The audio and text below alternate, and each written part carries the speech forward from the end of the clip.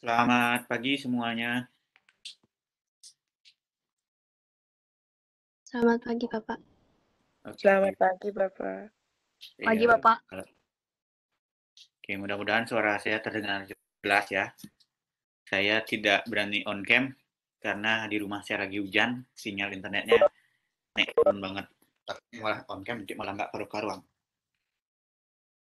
Oke, jadi terima kasih sudah join di kelas bioteknologi. Sebelumnya saya salah jadwal, saya pikir jam 11.30, ternyata jam 10.30 baca WA. Jadi kita mulai sekarang aja ya, perkuliahan bioteknologi. Pada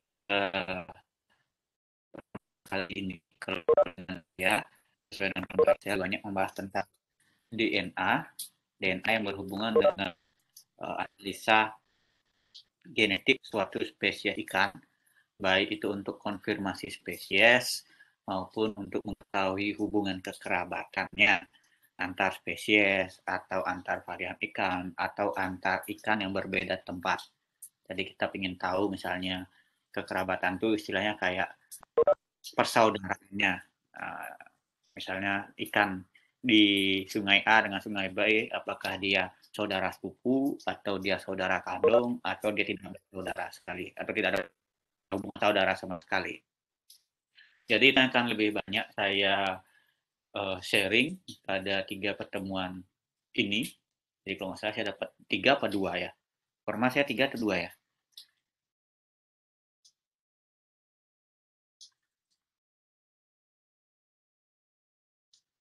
Di antara 3 dan 2 pertemuan mengenai program bioteknologi food. Sebelum saya memulai kuliah ini, saya ingin bertanya dulu sama teman-teman.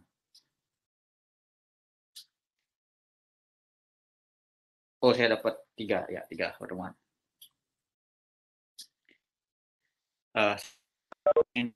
Ya, teman-teman.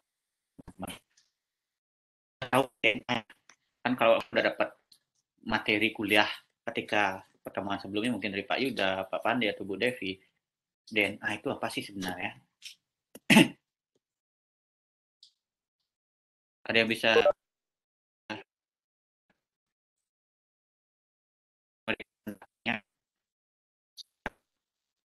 saya tunjuk ya, silakan sadarnya saja.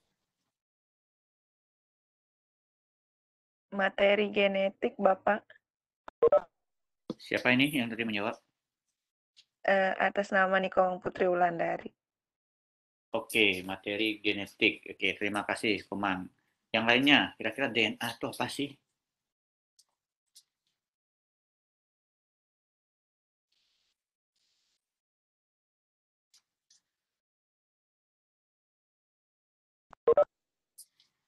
Ayo, kan udah dapat kalau nggak salah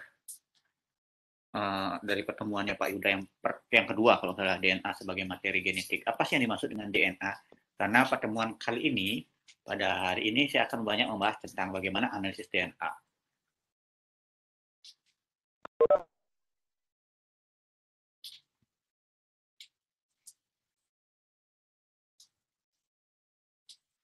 Kalau nggak bisa on cam, silakan sampaikan pendapatnya di chat room. Ini menjawab, Bapak. Oke, silakan. Siapa namanya? Made Prasasti dengan akhiran NIM 07. Ya, silakan. Jadi DNA ini merupakan salah satu jenis dari asam nukleat di mana berfungsi dan memiliki kemampuan untuk sebagai pewarisan sifat begitu Bapak. Jadi DNA ini adalah suatu materi genetik. Oke, DNA itu suatu materi genetik yang mewarisi sifat. Oke, yang lainnya lagi. Tadi ada Komang, ada Made, yang lainnya baru cewek-cewek, cowok-cowoknya mana ini?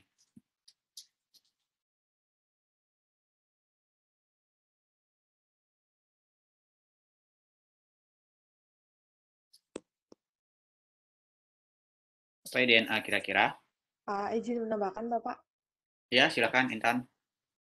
Dari tadi yang di Abel, DNA merupakan materi genetik, yaitu merupakan salah satu penyimpanan informasi genetik utama yang umum dimiliki organisme seluler yang terletak di dalam inti sel yang tersusun di dalam kromosom. Terima kasih, Bapak.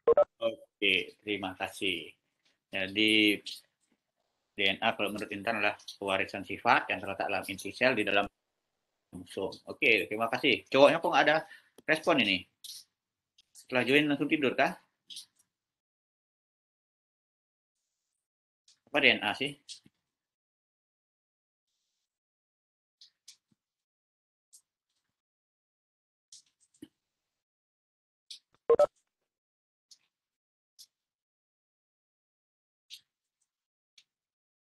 Oke, tegar. DNA adalah molekul terpenting dalam biologi sel yang bertanggung jawab dalam penyimpanan pembacaan informasi genetik. Oke.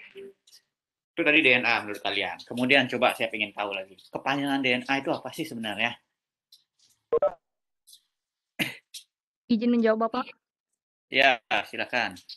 Siapa ini ya? Kepanjangan DNA adalah deoksiribosa nukleat asid.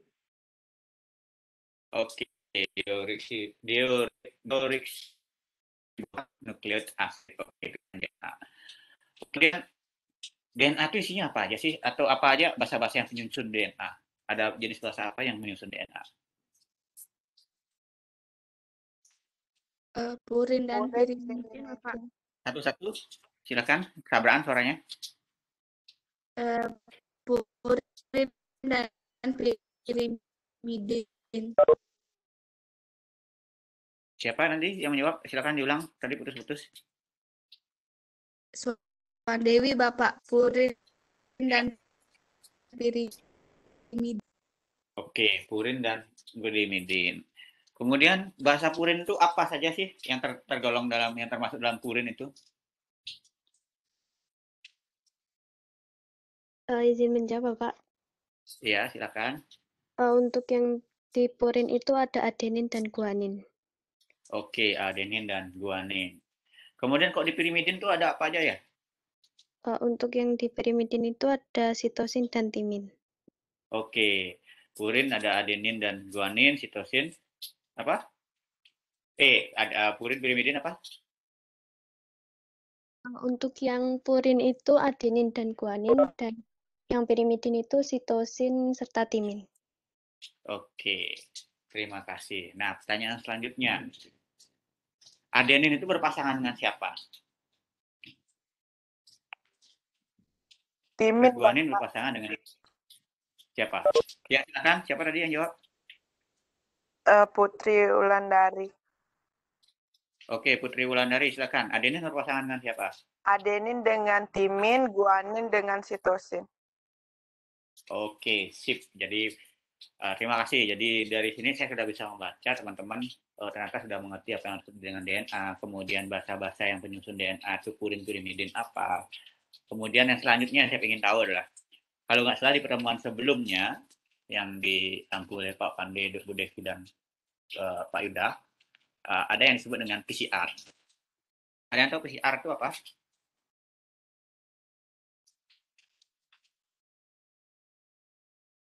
Teknik untuk memisahkan DNA murni, Bang. Teknik untuk memisahkan DNA. Oke, yang lainnya PCR itu apa sih?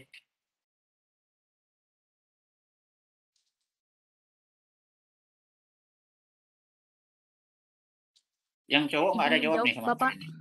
Ya, silakan. PCR atau polymerase chain reaction itu adalah pemeriksaan untuk mendeteksi keberadaan materi genetik dari sel, bakteri, dan lainnya, Bapak. Oke. Pemeriksaan untuk materi genetik. Oke. Kemudian lainnya lagi.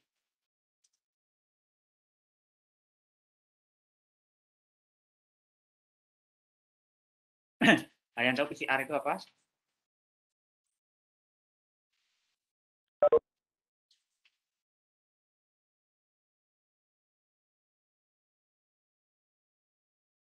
Cuma 2 orang aja. Oke.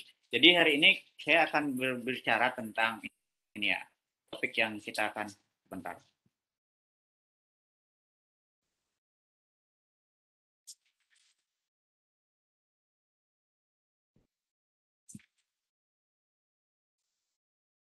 Oke, mudah-mudahan sudah terlihat ya ininya. Apa sudah terlihat gambarnya, slide-nya?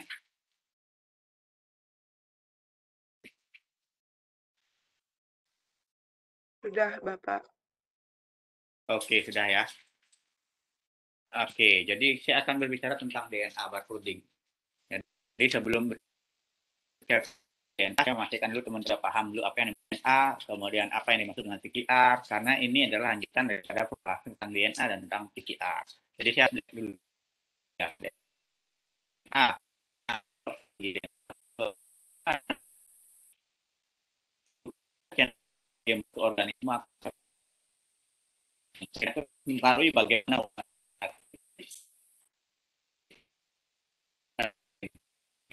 baik fenotipe maupun genotip. Jadi mempengaruhi faktor tampilan luar morfologi misalnya pada ikan, kemudian genotip mempengaruhi sifat apakah pertemuan. Nah, DNA itu sebagai materi genetik dia ada namanya bahasa penyusun, itu bahasa purin dan bahasa pirimidin.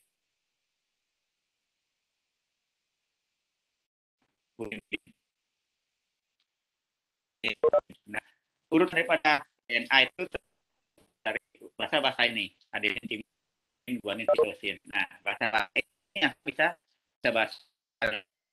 bisa digunakan metode untuk melakukan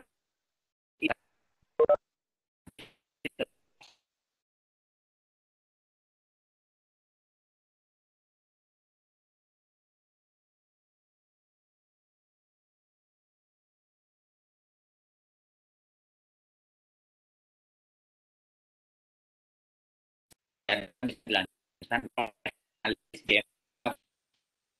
Nah, dalam PR itu akan terlihat hasil teramplifikasi diamplifikasi DNA targetnya kita, sehingga untuk Mohon maaf, membaca Bapak. huruf ya. Suara Bapak terputus-putus, Bapak. Ya, Suara Bapak terputus-putus.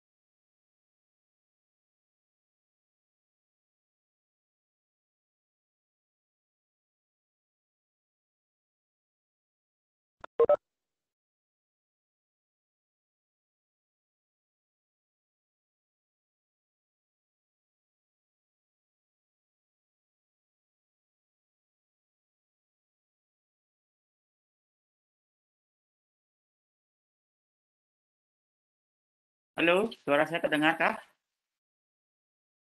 Bapak. Terdengar, Bapak. Oke, terima kasih. Sepertinya koneksinya agak kurang baik di rumah saya.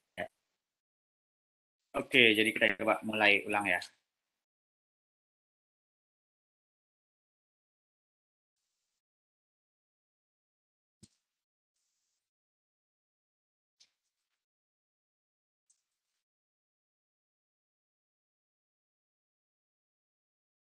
Apakah sudah berubah tampilannya, slide-nya tadi?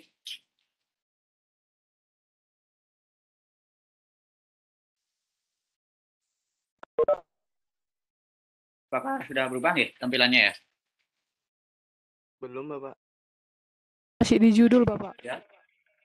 Oke, masih di judul. Oke. Jadi kita coba review back ya.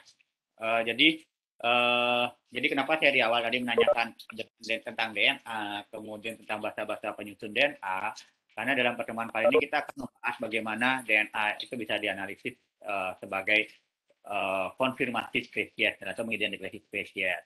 Jadi dalam DNA itu ada bahasa-bahasa penyusun, ada purin dan purimidin atau ATGC, adenin, timin, guanin, sitosin.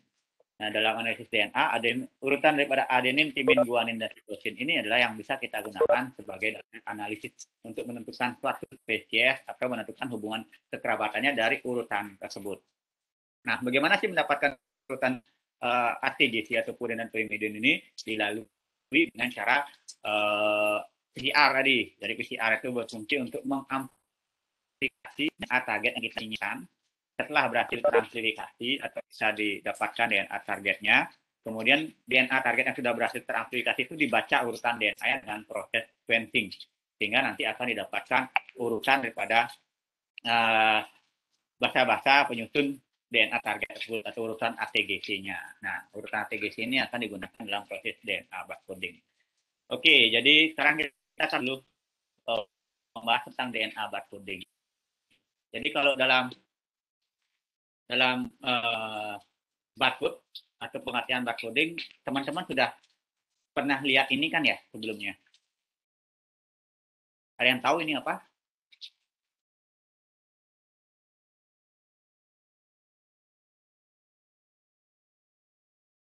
Tahu Pak, itu barcode Pak. Oke, barcode ini gunanya untuk apa ya? Ada yang tahu ini gunanya apa sih urutan angka-angka ini?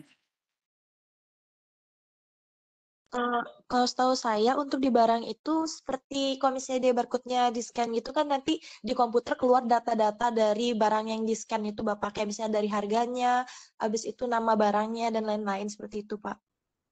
Oke. Kenapa harus menggunakan barcode ini ya di barang-barang itu ya? Ada yang tahu nggak?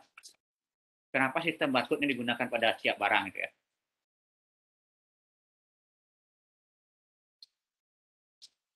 Untuk memudahkan mungkin Bapak sehingga lebih cepat begitu, lebih efektif. Oke, untuk memudahkan lebih cepat dan efektif. Yang lainnya, ada yang tahu nggak kenapa sih setiap barang itu rata-rata dia mempunyai barcode ini? Kenapa sih harus digituin? Dan setiap supermarket biasanya menggunakan alat ini untuk membaca barcode-nya. Kenapa sih harus seperti itu? Mungkin untuk membedakan suatu jenis barang, Bapak. Membedakan seperti jenis barang. Oke, ada yang lain lagi? Mungkin menjawab Bapak, mungkin karena pilihannya lebih banyak Bapak daripada dibandingkan dengan angka hanya 1 sampai 10. Mungkin di barcode pilihan variasi angkanya lebih banyak Pak. Oke, pilihan angka lebih banyak. Oke, ada yang lain lagi? Izin menjawab, Bapak. Ya, silakan. Mungkin karena di barcode itu menyimpan seluruh informasi terkait suatu produk, Bapak. Oke, ada yang lain lagi? Punya pendapat yang berbeda? Mungkin untuk Ya. memudahkan dalam pendataan suatu barang, Bapak. Oke, memudahkan pendataan suatu barang. Oke, ada yang lain lagi?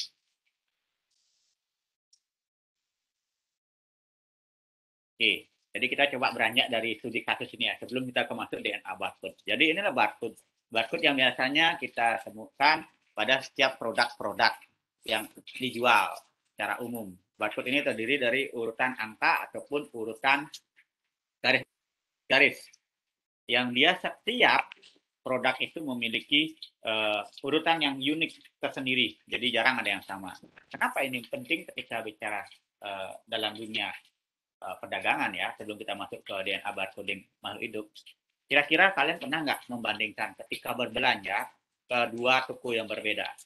Satu toko modern, dan satu ke toko yang masih tradisional, konvensional. Ketika kita berbelanja ke toko yang konvensional, yang dia masih kasirnya manual, mengingat-ingat, ketika kita mengambil misalnya sabun atau mie lah, ambil mie goreng. Mie goreng, ketika kita bayar ke pemilik warung misalnya, mie goreng, dan di warung tersebut ada misalnya ada 5 merek mie goreng beda, ada Indomie, Super Mie Sedap, dan lain-lain. Kemudian kita bawa, kemudian kita tanya ke kasir, ke pemilik warung, Pak, ini berapa harganya? Mungkin nggak dia salah harga? Kira-kira.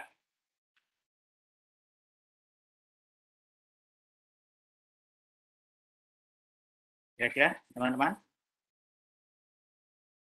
Suara saya terdengar ya, penjelasannya? Terdengar, Pak. Mungkin Oke. saja bisa dia salah, Pak. Lupa atau gimana, Pak?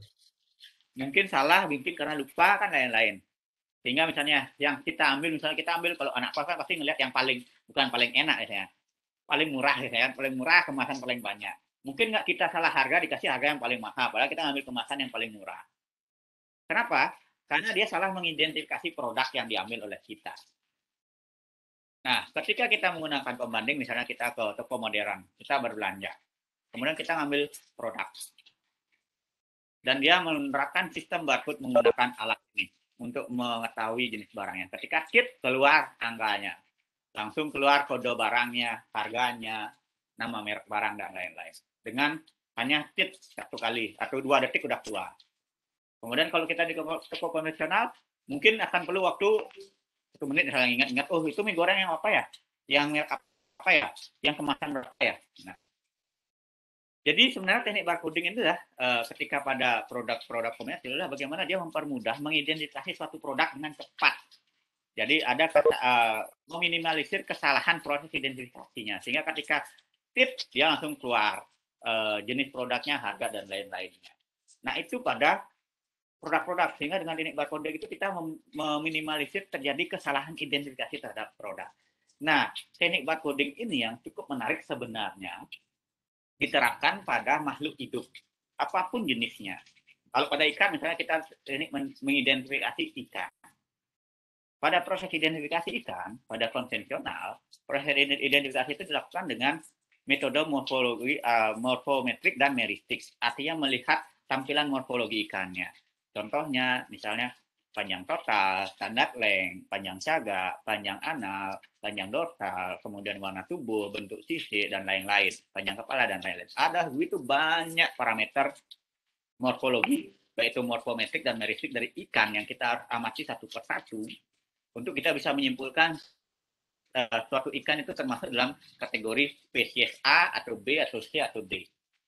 Nah, yang menarik ketika kita melakukan teknologi konvensional ini sebagai dasar tentunya, kadang-kadang kita masih kebingungan ketika kita melihat suatu ikan yang memiliki karakteristik morfologi yang mirip. Pernah nggak ngeliat? Pernah, Bapak. Ya, jadi ketika kita melihat karakter morfologi suatu spesies yang mirip banget, itu akan sangat susah kita mengidentifikasi secara tepat ini termasuk spesies A ataupun spesies B. Sama juga ketika kita kan pasti produk tuh ada yang mirip-mirip bentuk dan warnanya, karena teknik marketing kan supaya orang salah ambil sehingga bisa mengambil produk yang sebenarnya mereka ambil tapi berbeda. Nah itu juga ketika kita mengidentifikasi ikan, kita juga terjadi salah identifikasi karena karakteristik morfologi dan morfometrik dan meristiknya sangat mirip sekali. Nah itu biasanya terjadi pada spesies-spesies yang cryptic, disebut dengan cryptic spesies, atau spesies yang secara morfologi itu sangat susah dibedakan. Ataupun juga kita salah mengidentifikasi, karena misalnya terjadi perbedaan warna tubuh saja misalnya. Contohnya ikan nila. Ikan nila yang berwarna merah dengan berwarna hitam misalnya, nila merah dan hitam. Mungkin kita menganggap itu bisa saja suatu spesies yang berbeda ketika kita baru kenal nila misalnya, karena kita menganggap dia warna yang berbeda, mungkin dia spesies yang berbeda. Tetapi ternyata itulah spesies yang sama, cuma terjadi perubahan varian warnanya saja. Nah, itu yang sering terjadi di dalam proses identifikasi ikan secara konvensional dengan analisis morfometrik dan meristik. Sehingga teknik barcoding itu mulai diterapkan pada ikan ataupun makhluk hidupnya. Bagaimana sih ketika kita menggunakan teknik barcoding itu pada ikan dan hidup, pada ikan ataupun makhluk hidup. Jadi kita back dulu ke teknik barcoding pada produk komersil. Jadi DNA barcoding is a technology using gene sequence to different species be similar to the way retail store really on short standardized barcodes to different the hundred of thousands of item retail. Jadi DNA barcoding itu adalah salah satu teknik ya teknologi yang digunakan menggunakan gen sequence DNA atau sequence dari gen DNA tersebut untuk kemiripan spesies atau variannya mirip dengan cara yang digunakan pada metode barcode yang digunakan pada komersial untuk dia membedakan satu produk dengan produk lainnya. Misal dia mempunyai ratusan ataupun ribuan produk yang dia jual dalam satu toko, sehingga dengan teknik barcode itu dia akan mudah untuk mengidentifikasi produk yang dia jual. Dia chip, dia keluar. Nah, itu juga konsep yang digunakan pada DNA barcoding. Tapi kalau pada benda komersil atau barang komersil seperti ini tadi, dia membuat angka yang berbeda dengan yang lainnya. Pada makhluk hidup, kira-kira seperti apa yang digunakan ya? Atau pada ikan, untuk kita bisa menggunakan DNA pakem barcode ini pada hewan ataupun pada makhluk hidup. Kira-kira menurut kalian?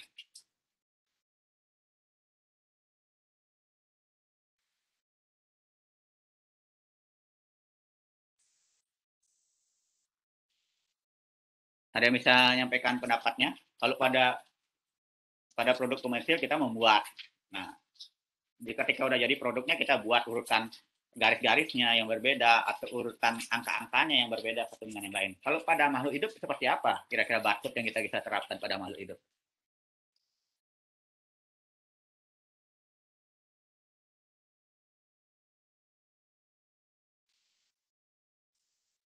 Ada yang tahu?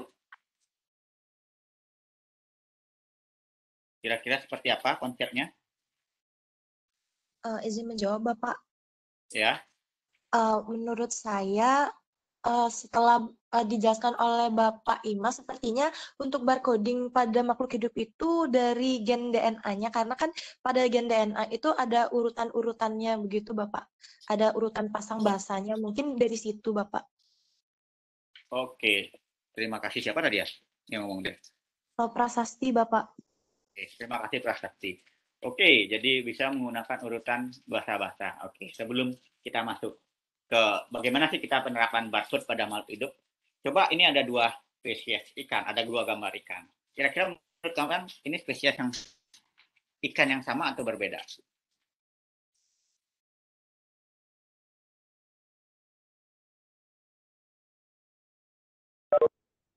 Kira-kira menurut kalian ini ikan yang sama, spesies yang sama atau berbeda? Dari dua gambar ini. Dua gambar ikan ini. Berbeda, Bapak. Oke, siapa tadi? Suan Dewi. Suan Dewi. Berbeda. Menurut Suan Dewi, apa yang menyebabkan dia berbeda? Menurut terserah jawab apa aja boleh. Dari segi warnanya cukup terlihat berbeda, Bapak. Kemudian dari matanya yang di bawah itu lebih besar juga. Dan kemudian mulutnya seperti lebih panjang yang di bawah. Oke, terima kasih. Lainnya, ini spesies yang sama atau yang berbeda?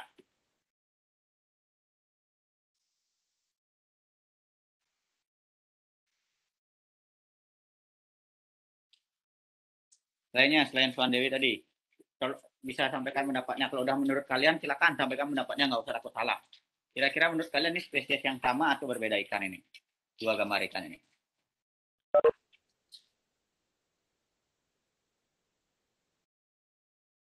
Menurut saya spesiesnya sama, Pak. Spesies yang sama. Siapa ini jawab ya? Hermankon, Pak. Hermankon. Ya, kenapa sama menurut Hermankon? Ya karena kalau saya melihat secara kasat mata itu ukurannya atau bentuk ikannya itu sama, Pak, memiliki itu juga sirip di atas dan ukuran ekornya juga hampir sama. Kemudian juga matanya hanya memiliki sedikit perbedaan, Pak. Oke, terima kasih Hermankon. Oke, satu orang lagi. Kira-kira menurut kalian ini spesies yang sama atau berbeda?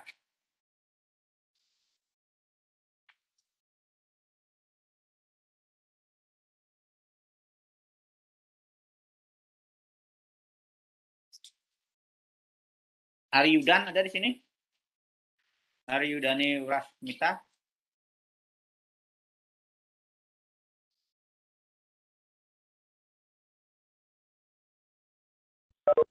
Aryudani ada?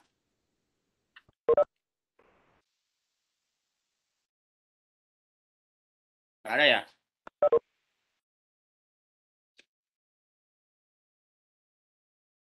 Oke, sambil saya coba absen satu-satu ya. Jonathan ada di sini? Hadir Pak. Ya, Jonathan, silakan. Menurut Jonathan ini spesies yang sama atau berbeda?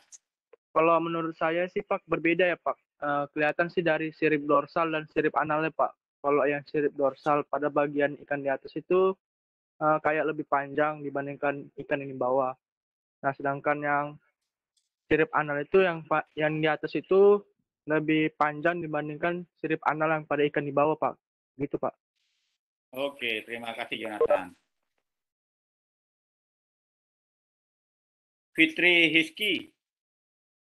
Fitri ada di sini? Ada Bapak. Hah? Ada Bapak. Oke, Fitri. Gimana Fitri? Menurut Fitri? Suara saya terdengar jelas Bapak? Terdengar? Menurut saya berbeda dari yang paling terlihat sih Bapak, yang terlihat langsung oleh kontak mata. Dari warnanya aja dia udah lebih ini yang di bawah. Yang di atas dia lebih putih dari bagian badan sampai kepalanya. Kalau yang di bawah dia masih lebih kuning. Oke, terima kasih.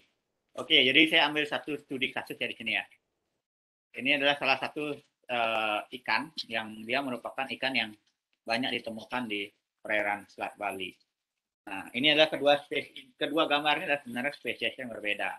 Yang di atas adalah Sardinella lemuru, yang di bawah adalah Sardinella lomicep. Nah, ini yang menarik adalah ketika zaman dulu, ini Sardinella yang ada di Selat Bali, yang saat ini disebut Sardinella lomicep itu dulu namanya dia adalah Sardinella yang ada di Selat Bali yang disebut dengan Sardinella lemuru itu dulu ada namanya Sardinella lomicep. Kenapa disebut Sardinella lomicep? Karena kalau kita perhatikan secara langsung ya, itu ternyata dia mirip banget. Ikan Sardinella yang ada di perairan Selat Bali itu dengan ikan Sardinella yang ada di perairan India atau Laut Cina Selatan.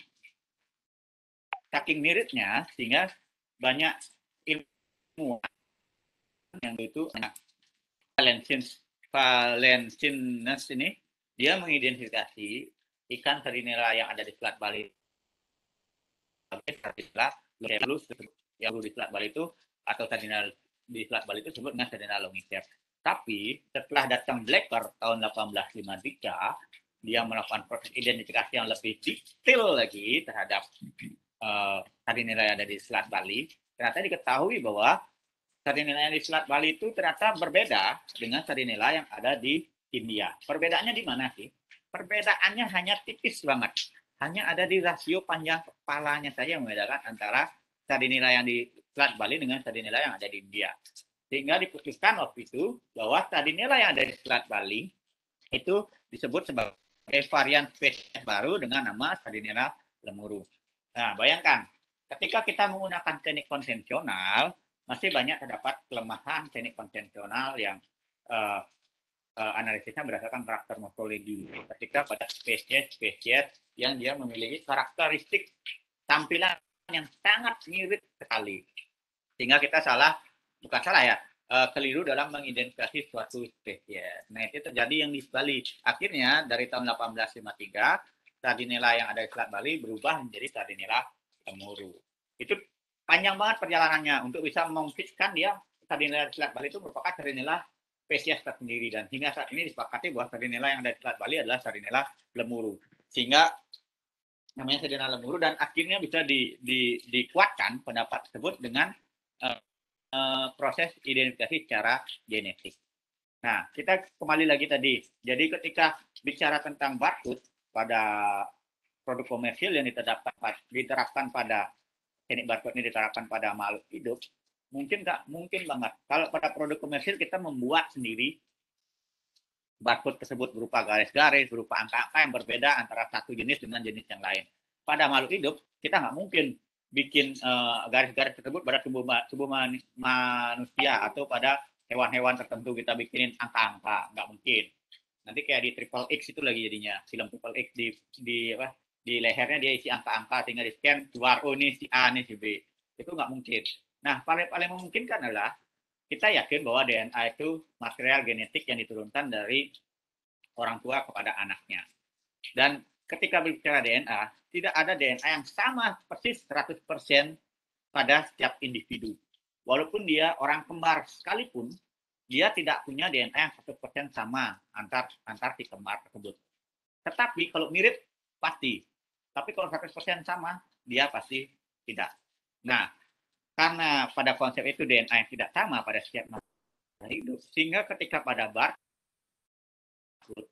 ingin didapat orang makhluk hidup, yang muncul adalah bagaimana kita menggunakan DNA itu sebagai barcoding untuk membedakan spesies satu dengan spesies lainnya. Karena urutan DNA-nya pasti berbeda, ataupun individu satu dengan individu lainnya. Contohnya, anggaplah ketika proses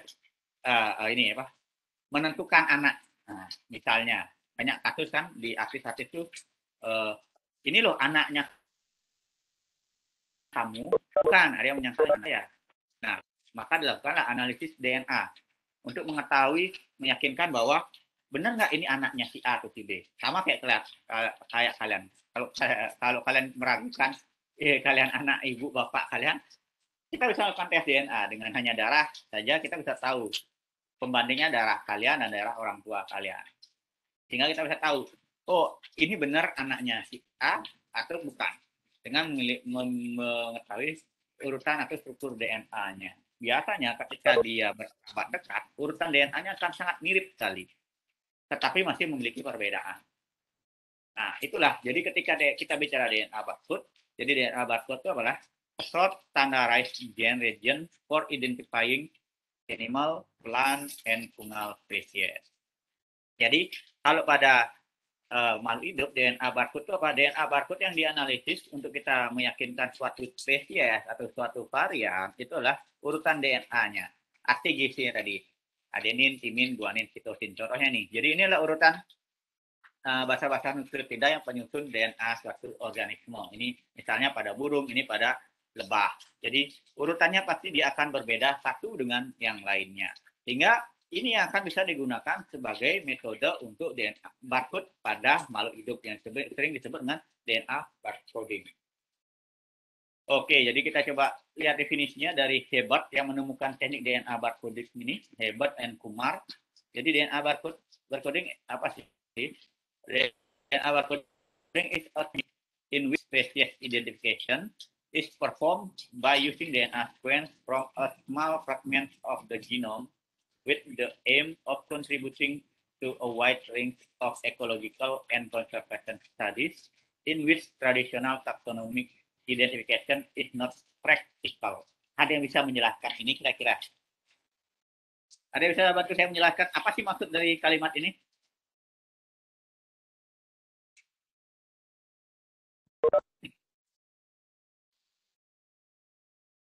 Ada yang bisa sebelum itu? Bisa kira-kira membantu saya menjelaskan apa sih maksud dari kalimat pertama ini?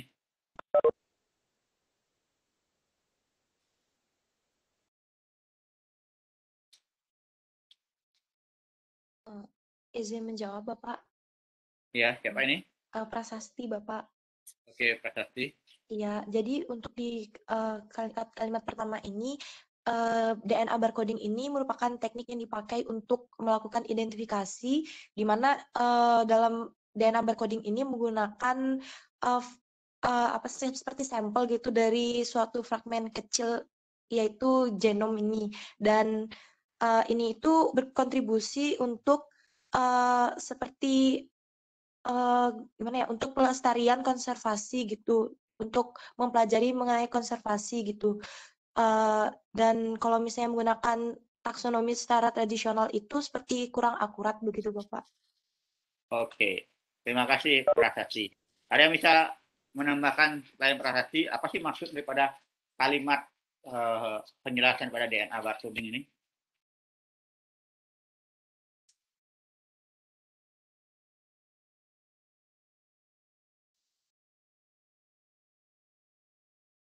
Ratu Dian Utami ada?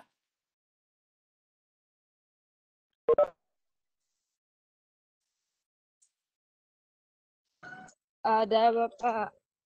Ya, silakan Ratu. Menurut Ratu apa sih arti dari kalimat ini? Bisa diulang Bapak sinyalnya di sini. Itu kan ada di tampilan PPT-nya udah. Apa sih maksud daripada kalimat itu? Mohon maaf Bapak, bisa diulang pertanyaannya Bapak? Apa sih maksud dari kalimat yang pertama ini mengenai pengertian dari DNA barcoding ini? Tentang teknik identifikasi Bapak. Ya, kira-kira apa maksudnya?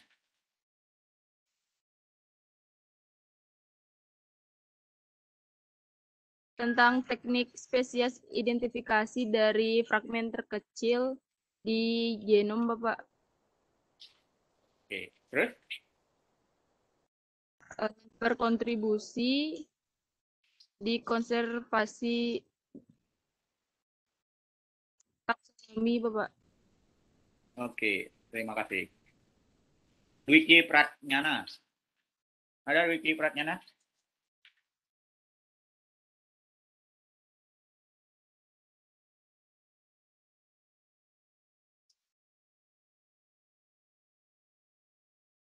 Ada Dwiki?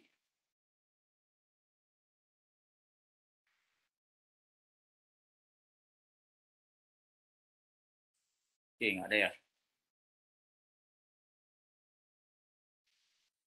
Musi Seneclesia.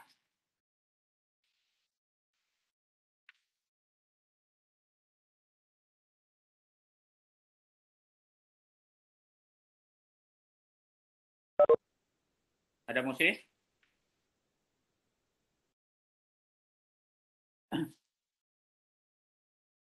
Ada ya. Jadi Dwiki, Ari, Musi nggak ada ya.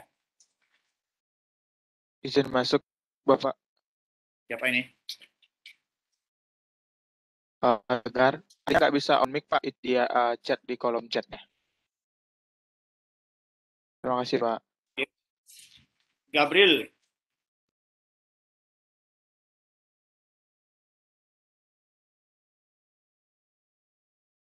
Ada Gabriel? Gabriel Jericho?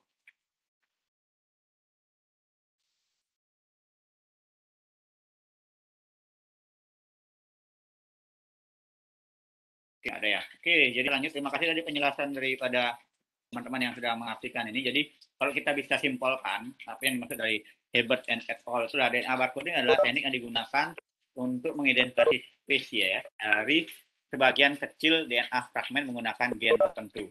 Jadi dalam DNA itu banyak banget gen-gennya. Artinya ada sekitar belasan gen di dalam DNA tersebut. Nah, setiap gen itu punya fungsinya masing-masing.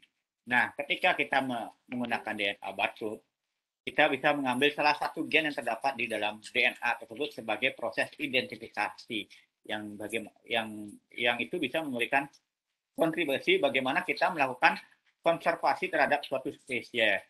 Dalam arti konservasi itu bagaimana dengan proses identifikasi itu kita bisa memastikan setiap spesies itu apa sih yang pada saat dilakukan dengan teknik taxonomic identification itu kurang maksimal hasilnya. Artinya DNA barcoding ini bukan untuk menggantikan 100% teknik taksonomi tradisional, tapi DNA barcoding ini adalah untuk melengkapi teknik taksonomi konvensional tadi. Jadi ketika teknik taksonomi konvensional kita mendapatkan karakter morfometrik dan meristiknya, ketika belum jelas, kita bisa yakinkan, atau ketika kita belum yakin, kita bisa yakinkan dengan DNA barcoding untuk menentukan spesiesnya. Jadi pada DNA barcoding ini adalah yang digunakan short DNA sequence atau DNA barcode. Jadi panjang DNA yang pendek, urutan DNA yang pendek saja, yaitu dengan panjang sekitar 400 sampai 800 base pair atau pasang basa.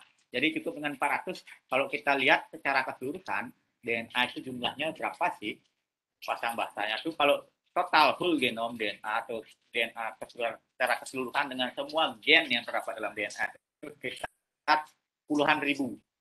DNA. Jadi puluhan ribu pasang basa DNA. Jadi tidak mungkin kita atau tidak efisien juga ketika kita melakukan identifikasi dengan menggunakan puluhan ribu pasang basa DNA tersebut. Jadi dengan DNA barcode kita cukup dengan pasang basa yang pendek dengan 400 sampai 800 base pair kita sudah bisa meyakini suatu spesies A, B, C, D, E.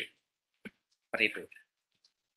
Nah, ini adalah penemunya si Hebert. Jadi dia adalah penemunya di DNA barcode ini mulai diterapkan di mulai tahun 2003. Tapi di Indonesia mulai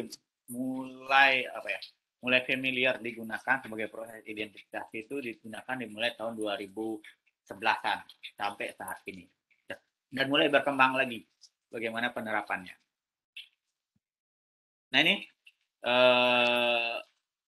bagaimana keuntungannya ketika menggunakan DNA barcode. Jadi ideal spesies, jadi kita bisa mengidentifikasi semua spesies dan kita bisa menyimpannya ketika kita sudah tahu urutan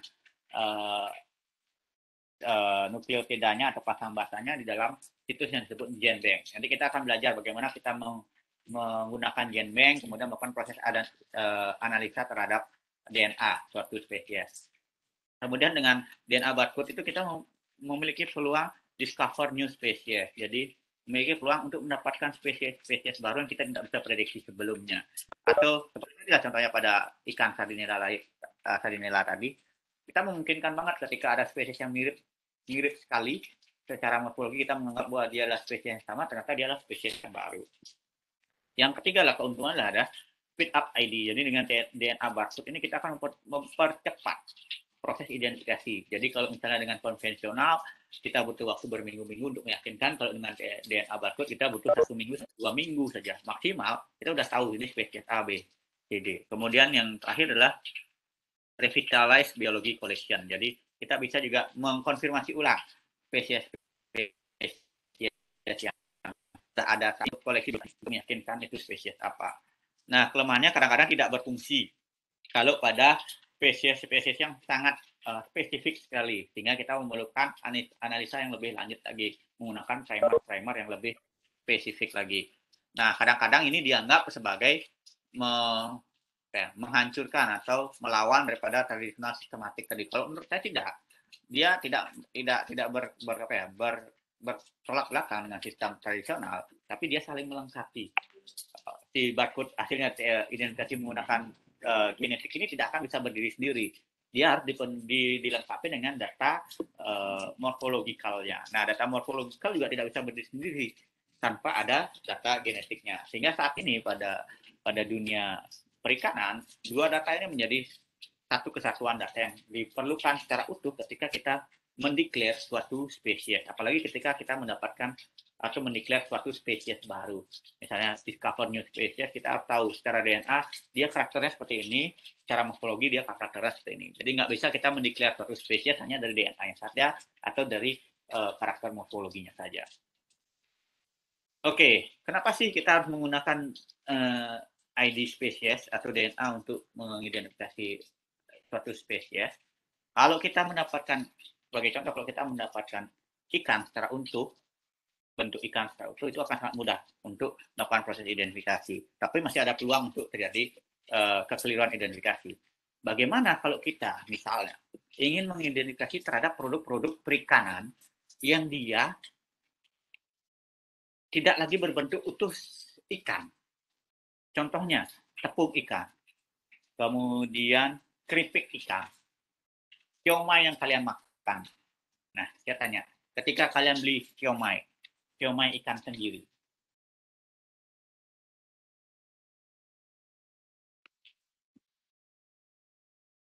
siomay ikan tenggiri, memungkinkan nggak?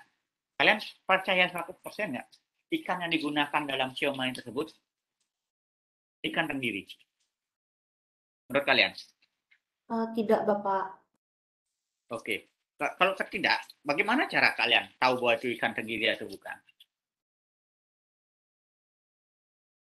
Dari rasanya mungkin, Pak. Oke, dari rasanya, ketika kita bicara rasa, dengan penambah penambah rasa yang disintetis itu, kita bisa kok membuat dia mirip dengan rasa ikan, kan? Banyak penambah rasa sintetis, ya kan? Nah, itu salah satunya ketika kita ingin mengidentifikasi suatu produk perikanan yang dia bentuknya tidak utuh lagi dalam bentuk ikan. Kita akan sangat susah mengidentifikasinya. Misalnya bits and fish atau bagian ekornya saja. Misalnya ketika kita bicara sirip hiu misalnya. Sirip hiu. Bagaimana kita mengetahui bahwa sirip hiu yang diperdagangkan ini berasal dari hiu yang dilindungi secara penuh atau yang hiu yang memang dia diperbolehkan untuk dijual belikan ketika dia hanya berbentuk sirip saja. Nah, apalagi ketika dia berbentuk tepung misalnya, tepung sirip hiu. Akan susah sekali kita meyakinkan bahwa ini dibuat dari sirip hiu yang memang bukan yang dilindungi. Nah, jadi dengan DNA itu kita akan bisa meyakinkan. Kemudian yang kedua adalah immature form. Ketika kita melakukan proses identifikasi terhadap misalnya larva ikan yang ada di sungai atau di laut atau di estuari dan lain-lain. Nah, ketika berbentuk larva seperti ini, bentuk tubuhnya itu dia belum lengkap. Akan terjadi bias yang sangat besar ketika kita melakukan proses identifikasi terhadap larva. Karena rata-rata larva bentuk tubuhnya mirip, kecuali pada spesies tertentu yang dia memiliki karakteristik larvanya memang tidak bisa diduga ini larva ikan A, B, C, D. Tapi secara umum larva ikan itu akan susah sekali diidentifikasi secara langsung ataupun di bawah mikroskop karena bentuk tubuhnya dia belum lengkap. Nah, kemudian multitude of species yang saat ini sedang berkembang secara langsung. Bagaimana sih kita bisa tahu isi danau misalnya, spesies danau atau isi suatu perairan hanya dengan menggunakan airnya saja, tanpa kita harus cari spesies ikannya. Kira-kira mungkin nggak? Kira-kira menurut kalian mungkin nggak ketika kita ingin tahu isi danau, satu danau, misalnya Danau Batur, apa aja sebenarnya ada ikan di Danau Batur tersebut, tanpa kita harus cari ikannya. Pelimpahannya seperti apa, komposisinya seperti apa, memungkinkan nggak?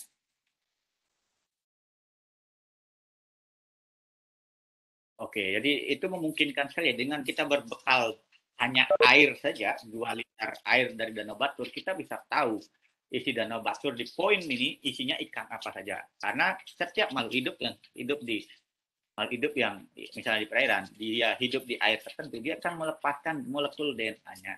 Molekul DNA-nya terlepaskan dalam bentuk apa? Terbentuk dalam misalnya cairan. Cairan itu akan mengandung molekul DNA.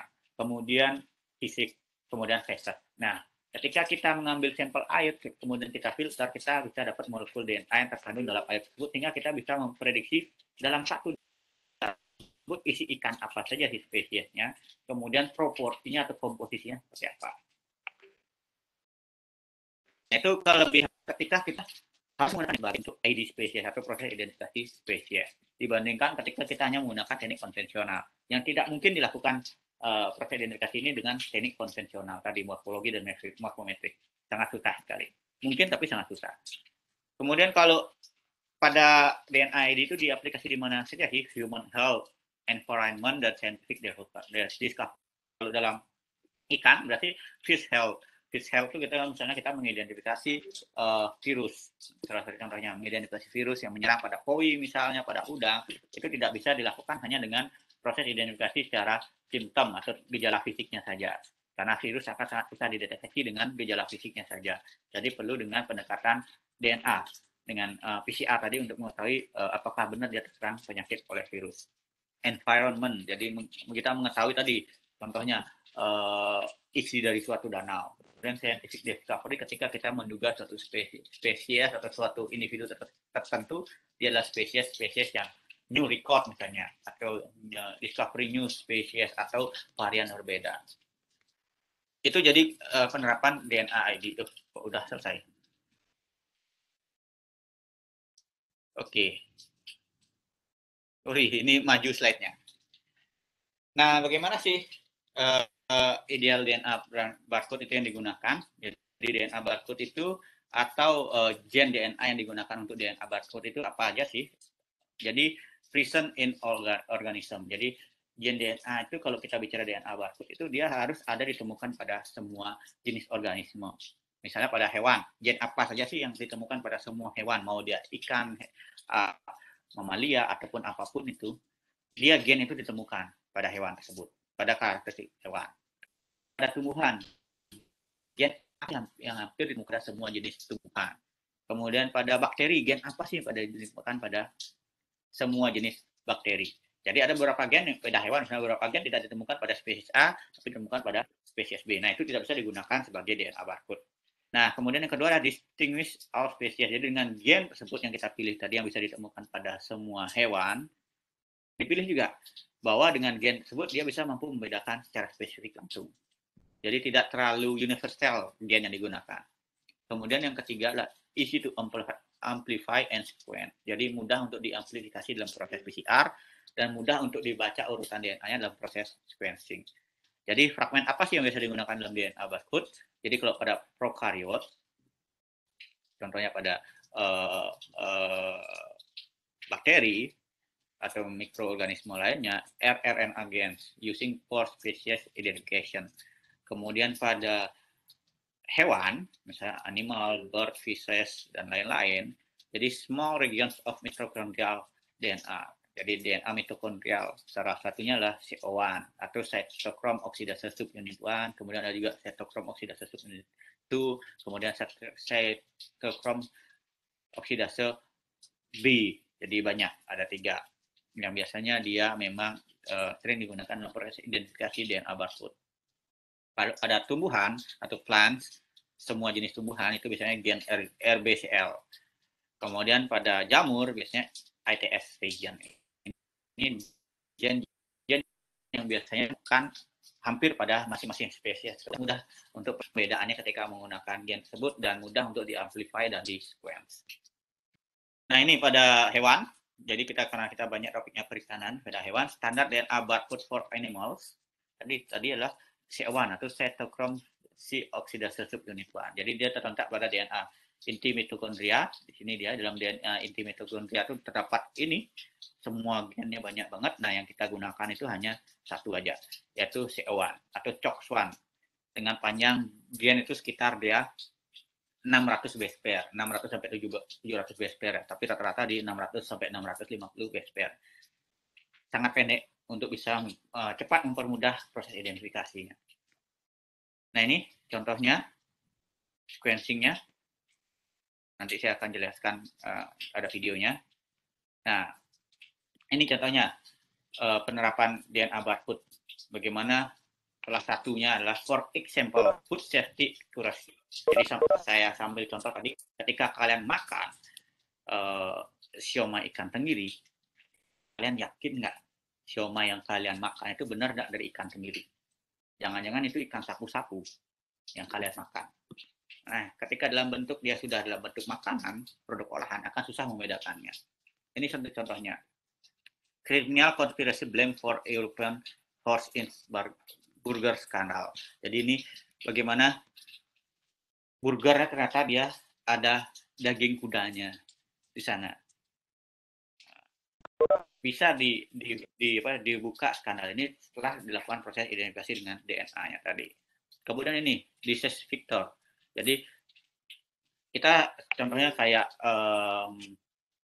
demam berdarah. Demam berdarah itu salah satu virus kan. Nah, dia penyebabnya adalah nyamuk. Tapi yang menyebabkan sebenarnya bukan demam berdarah itu nyamuk itu hanya perantara yang membawa virus dari satu tempat ke tempat yang lainnya misalnya. Nah, itu juga yang apa sih penyebabnya dia misalnya adalah virusnya. Vektornya perantaranya hanya si nyamuknya saja. Jadi yang harus di-scan in-scan virusnya bukan DNA dari nyamuknya. Kemudian nih, treat endangered species atau spesies yang sudah sangat dilindungi. Nah, ketika dalam bentuk kayak gini nih, ini contohnya sirip, ini akan susah banget identifikasinya. Apalagi kalau siripnya dalam bentuk tepung. Gimana kita tahu ini dibuat bukan dari endangered species atau vulnerable species? Yang diperbolehkan misalnya adalah dari list concern kan, atau LEX data. Itu boleh diperjualbelikan. Tapi kalau endangered species kan dia tidak boleh diperjualbelikan atau dimanfaatkan saja nggak boleh dia. Nah, itu jadi dengan DNA barcode ini akan sangat memudahkan. Wah, ini ternyata tepung ini atau bahan kulit ini dia dari hewan yang dilindungi, tangkap langsung. Itu yang memudahkan proses identifikasinya, sehingga akan sangat susah untuk mengelabuinya ketika kita sudah menggunakan DNA. Mohon maaf Bapak, Mohon Ya. maaf menyelah Bapak. Saya ingin bertanya untuk misalnya kayak di produk makanan seperti yang tadi contohnya burger yang ada daging kudanya. Nah, itu kan ketahui itu gara-gara dari DNA-nya gitu. Apakah bisa Bapak kayak produk makanan yang diolah dengan suhu tinggi itu apa tidak merusak dari basa DNA-nya begitu Bapak? Oke, dia mungkin akan merusak sedikit, tapi pasti ada dia sisa dari fragmen DNA yang masih mampu teramplifikasi. Nah, dia rusak tapi tidak 100%. Ada yang DNA yang memang dia terlindungi, dia masih bisa teramplifikasi walaupun tidak 100% sempurna. Nah, itu yang bisa digunakan sebagai dasar penentuan ketika kita menggunakan DNA barcode. Begitu. Ataupun kita bisa sebelum dia digunakan sebagai burger yang sudah matang, kan dia buat dulu tuh. Fast food itu kan dibuat dagingnya dulu setengah matang. Nah, ketika setengah matang pasti ada partikel DNA yang masih bisa dianalisis. Kayak gitu contohnya. Siapa tadi namanya? Prasasti Bapak. Baik, terima kasih. Ya, Prasasti. Oke, terima kasih. Oke, nanti kalau ada pertanyaan langsung ya. Seperti Prasasti tadi silakan. Atau bisa juga di room chat. Nah, ini salah satu contoh yang dilakukan oleh Kate Stuckel dari grade 11 di Trinity School. Jadi dia tujuannya enak nih. Gampang banget. Can we identify sushi with DNA barcoding? Jadi dia ingin mengidentifikasi sushi yang dia beli di pasar tradisional atau di pasar komersil, apakah sesuai namanya dengan ikannya. Misalnya contoh sini, ini sushi misalnya salmon. Benar nggak ikan salmon yang digunakan dagingnya di sini? Jadi dia menggunakan DNA barcoding untuk mengidentifikasi daging-daging sushi yang diperjualbelikan dalam produk sushi komersil tersebut. Caranya dia pertama dia shop and eat. Jadi dia beli sushi-sushi tersebut di beberapa toko, kemudian sampel daging yang itu dia ambil, kemudian dia preparation sampel, kemudian dikasih kode. Sehingga dia tahu sampel A, sampel misalnya sushi dari toko A, kodenya apa, sampel sushi dari toko B, kodenya apa. Tiap-tiap sampel itu dia punya deskripsinya, misalnya sampel dari toko A itu ketika di toko A, sampel A sebenarnya di labelnya itu dia disebutkan sebagai misalnya daging salmon, kemudian sampel B dia disebutkan sebagai daging ikan makarel, mungkin ya. Sehingga dia punya data dasarnya dari setiap produk sushi yang diperjualbelikan. Kemudian dia akan bandingkan dengan hasil DNA barcode-nya. Nah, dia melakukan proses PCR tadi, semua sampel tadi yang sudah diberi data, kemudian ditulis datanya, dia sequence, kita PCR, kemudian kita sequencing, kita dapat urutan DNA-nya, kemudian match to database. Nah, ini yang menarik. Di dunia itu ada namanya GenBank. Jadi GenBank itu menyimpan seluruh data gen makhluk hidup apapun itu jenisnya disimpan di sana dan kita bisa akses. Ketika kita punya data, kita bisa coba uji kemiripan. Data sequence yang kita miliki seberapa mirip dengan data sequence yang ada di GenBank, sehingga kita bisa tahu persis. Kita akan aplikasikan bagaimana menggunakan GenBank ini pada pertemuan selanjutnya. Jadi technical. Ya. Setelah itu hasilnya, one Carter sample mislabeled are more expensive or more desirable fish. Jadi banyak dari semua sampel yang sushi yang dia beli di toko komersil tadi, ternyata kalau mereka orang luar negeri itu tidak menuduh ya, tapi mereka berargumen bahwa mislabeling, terjadi kesalahan penamaan. Jadi mislabeling dari 6 dari 10 grosir fish market dan 2 dari 3. Jadi ketika dia mengambil 10 sampel, 6 sampel itu mislabeling, salah penamaan. Kemudian di groceries atau di toko toko sayur-sayuran atau fish market, kemudian 2 sampel dari 3 restoran juga salah penamaan. Jadi dia tidak menuduh, oh ini penipuan, harusnya spesies A dibilang spesies B. Contohnya di sini. Ini for example, produk olahan sold as white albacore tuna. Jadi yang dijual itu sushi yang katanya namanya adalah albacore tuna dengan harga 8,5 dolar per LBS. LBS itu kalau nggak salah dia 200 gram. Ya. Tapi setelah dia analisis menggunakan DNA barcode, oh ternyata dia bukan tuna albacore, tapi ternyata file atau daging file dari Mozambik tilapia atau ikan mujair, bukan nila ya. Yang harganya cuma 1,7 per LBS atau 1,7 dolar per 200 gram. Sehingga ketika dalam bentuk sushi, itu akan susah dibedakan. Apalagi pada orang-orang yang misalnya dia tidak suka baru-baru suka awal sushi, tidak bisa membedakan rasa taste-nya antara albacore dengan tilapia. Seperti saya lah, saya bukan penyuka ikan dan saya tidak makan ikan. Ketika saya dikasih sampel ikan makan, saya nggak akan bisa bedakan ini ikan A, ikan tuna atau ini ikan nila. Ya udah, anggap sama aja. Nah, itu yang ternyata terjadi.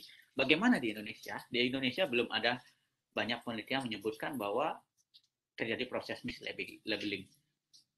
Bukan berarti tidak terjadi, mungkin saja terjadi, tapi belum pernah dibuktikan secara saintifik. Ambil contohnya tadi, siomay saja. Siomay ikan tenggiri. Kalian yakinkah bahwa siomay yang kalian makan itu berasal dari ikan tenggiri?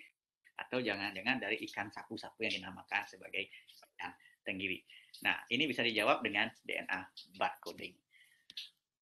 Oke, mungkin dari saya itu untuk pertemuan kali ini sebagai pengantar analisa genetik. Minggu depan kita akan coba apply atau menggunakan bagaimana kita menggunakan GenBank, bagaimana kita mengetahui urutan DNA, dan lain-lain. Oke, ada pertanyaan sampai di sini, silakan. Izin bertanya, Bapak. Silakan. Untuk DNA barcoding sendiri ini apakah dapat digunakan untuk mengidentifikasi pada suatu spesies ikan yang telah punah dengan mengambil DNA pada ikan yang berkembang sekarang? Terima kasih. Oke, jadi pertanyaan menarik. Apakah kita bisa mengidentifikasi ikan yang sudah punah dengan mengambil identifikasi? Nah, DNA barcoding ini adalah konsep bagaimana kita harus mendapatkan sampel dulu. Sampel itu dalam artian kita mendapatkan sisa tubuhnya, baik itu tulang, daging, darah, ataupun apapun itu. Selama kita tidak bisa mendapatkan sampel itu, kita tidak akan bisa mendapatkan urutan DNA dari ikan yang sudah punah. Nah, bagaimana mendapatkannya? Bisa kita mendapatkan misalnya dari awetan ikan yang ada di museum. Tetapi pengawetannya juga tidak boleh sembarangan. Pengawetannya tidak boleh menggunakan formalin. Pengawetannya hanya boleh menggunakan alkohol 90%. Karena kalau dengan formalin itu akan merusak daripada DNA yang terkandung di organnya, di darahnya, ataupun di bagian tubuh ikannya.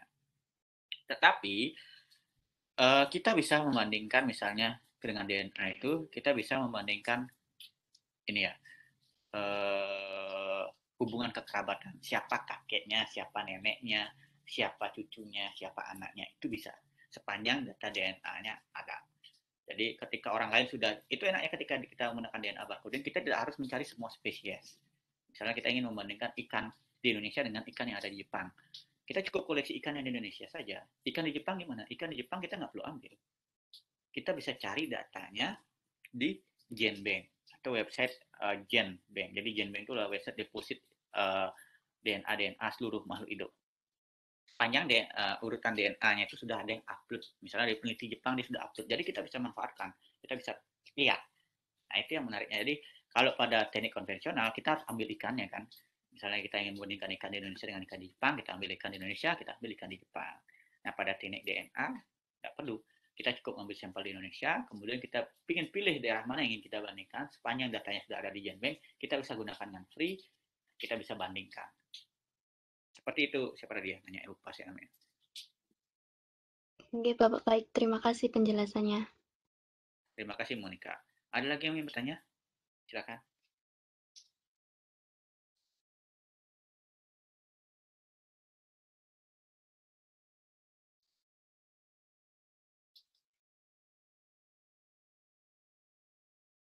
Ada lagi yang bertanya?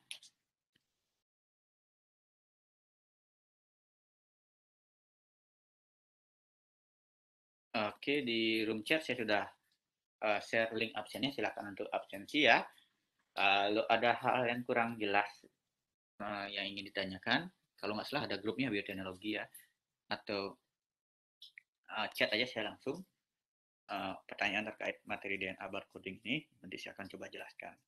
Untuk kali ini karena sudah jam, saya cukupkan pertemuannya pada hari ini. Terima kasih sudah join pada kuliah bioteknologi pagi sampai siang hari ini. Kita ketemu lagi minggu depan dengan topik yang berbeda, dan nanti kita akan coba apply bagaimana cara menggunakan GenBank, bagaimana mengetahui urutan DNA, kemudian mengolah data DNA. Oke, terima kasih semuanya atas kehadirannya. Sampai jumpa lagi minggu depan. Selalu sehat semuanya ya. Selamat pagi semuanya.